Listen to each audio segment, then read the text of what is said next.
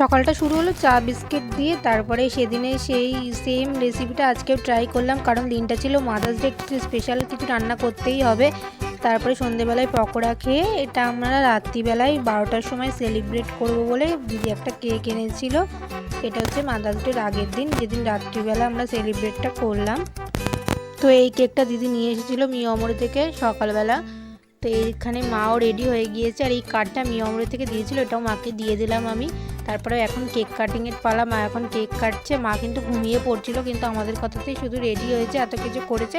এই দিনটা একটু আমরা ছোট করে নিজেদের মতো করে সেলিব্রেট করি প্রত্যেক বছর, অল্প কিছু করার চেষ্টা করি মার জন্য। তো এই কেকটা আমি মাকে খাইয়ে দিচ্ছি। আর তোমরা কী করে মাদার্স ডে কাটালে আমাকে জানিও কমেন্ট করে। আর এই গিফটটা আমি মার জন্য এনেছি, এই গিফটটা তোমরা নেক্সট শর্টে দেখতে পাবে। আর দিদিও একটা গিফট দিয়েছে, সেগুলো তোমরা নেক্সট শর্টে দেখতে পাবে। রাতে মা নানপুরি বানিয়েছিল। তো চলো টাটা, সাবস্ক্রাইব করে দিও, লাইক করো।